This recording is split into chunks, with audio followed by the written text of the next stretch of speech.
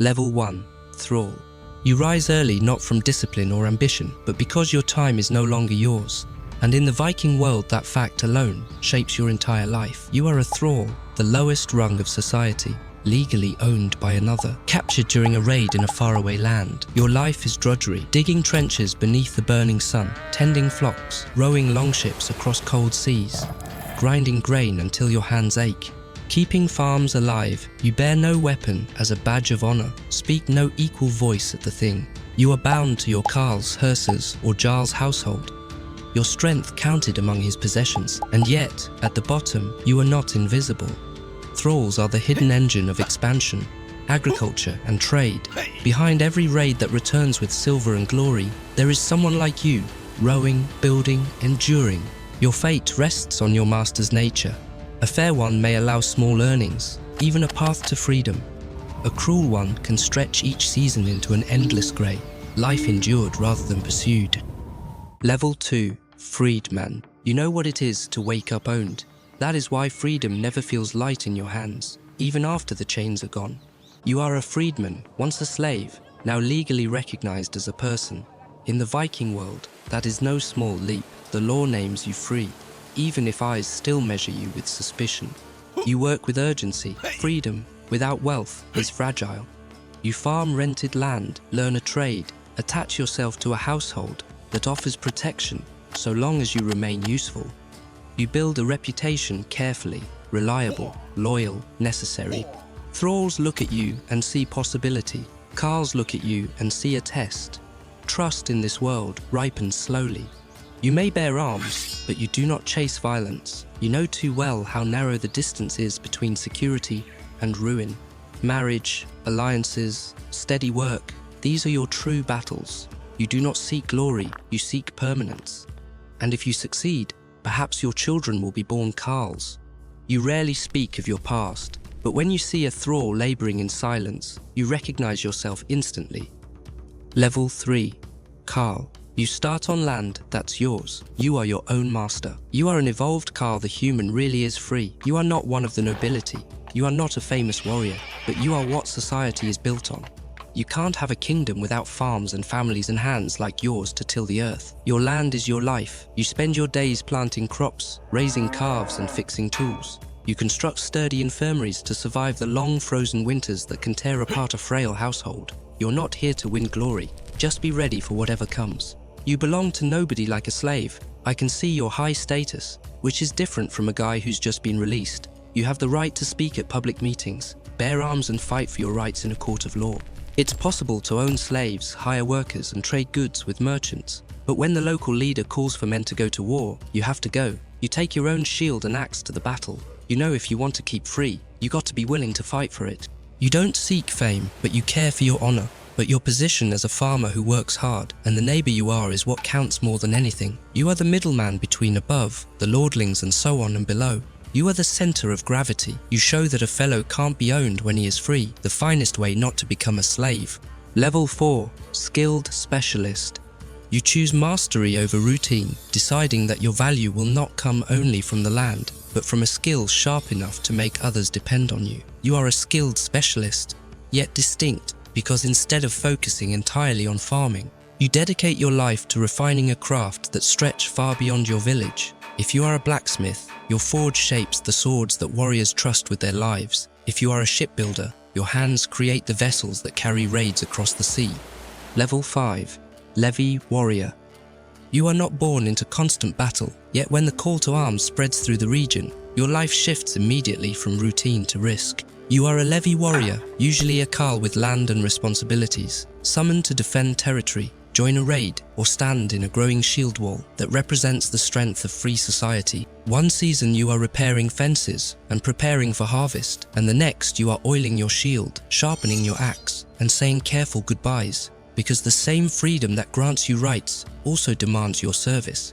Unlike professional warriors, you provide your own weapons. You understand that glory is uncertain and survival is not guaranteed, yet refusing the call would cost you reputation, protection, and perhaps even your standing within the community. Thralls do not stand in this line, and freedmen rarely do, which makes the levy a visible expression of free men protecting their world together, even if most would rather be home tending fields. When the campaign ends, if you return, you lay down your weapons and resume ordinary life. You are temporary steel in a society that must be ready at any moment to defend what it has built. Level 6. Professional Warrior. You don't just fight when you are called. Your whole life is built around battle, loyalty, and practice. Your job is to serve a lord or a king at all times. You are ready to act when others cannot. You are a herdman, a professional soldier. Your loyalty is to your leader personally. You don't just have duty. You have skill born from training every single day. You live in the great hall of a jarl or a king. Your presence there is a warning to enemies and a sign of your lord's power. Your armor is always ready, your weapons are razor sharp, and your training never stops. The safety of your lord's land depends on how strong and disciplined you are. When a war begins, you fight alongside the regular farmers. You are the shield that takes the first hit. Everyone in society looks at you differently. Carls respect you. Merchants and nobles know you are valuable. Thralls look at you with wonder. Even other warriors know that your life isn't just about surviving. It is about showing the world the power of the leader you serve. Your influence is everywhere. Wherever a herdman stands, people see the reach of his lord. You make sure people stay loyal, and you prove that strength is the best way to keep control. Every raid and every battle makes the bond between you and your lord stronger. You know that the battlefield is where you truly belong, and you can never imagine leaving it behind. Level 7. Volva. You don't carry a sword, and you don't stand in the shield wall. Yet, when you enter a village, people make space. In the Viking world, strength alone is never enough. There must be someone who understands what cannot be seen. That is you. As a Volva, you walk from settlement to settlement with your staff in hand. You are not tied to one farm or one lord. You belong to the road, to the spirits, to the space between this world and the next. Families invite you into their halls to read signs, to interpret dreams, to speak of what may come. When harvests fail or storms gather, they look to you for meaning. You practice Seer, the deep and ancient magic of the Norse world. In trance, you speak of fate, of hidden forces moving beneath ordinary life. Warriors listen carefully when you predict the outcome of a raid. A jarl may delay battle if your vision warns of disaster. Your words can calm fear or awaken it. There is respect around you, but also unease. People believe you see what they cannot. You remind them that destiny is not random, that every oath and every betrayal carries weight. Even the proudest leader knows that ignoring a Visalva can bring misfortune. You do not rule lands, you do not command armies, but you shape decisions before swords are ever drawn. Your voice carries a power no weapon can match. Level 8. Hersa. You aren't just a soldier, you are the boss of the land.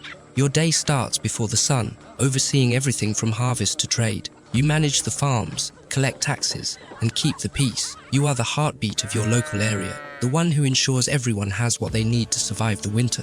When it's time for war, your word is law. You command a core group of professional housecarls, but you also have the power to call up every local farmer to fight. You take a group of neighbors and turn them into a deadly army.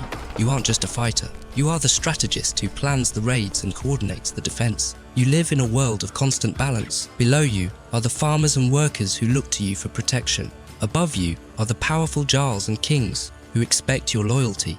Your life is a game of strategy. You must keep your people happy while proving to your superiors that you are a leader they can trust. Leadership is more than just strength. It is the ability to hold people together when chaos strikes. Whether you are negotiating a deal with a merchant or leading a charge on the battlefield, you are the person responsible for the safety of your home. If you fail, the whole district falls with you. Level 9. Jarl. You don't just own a village, you oversee an entire region. You command multiple hersas, and your banners fly over thousands of lives. When you make a move, the entire Viking world feels the ripple.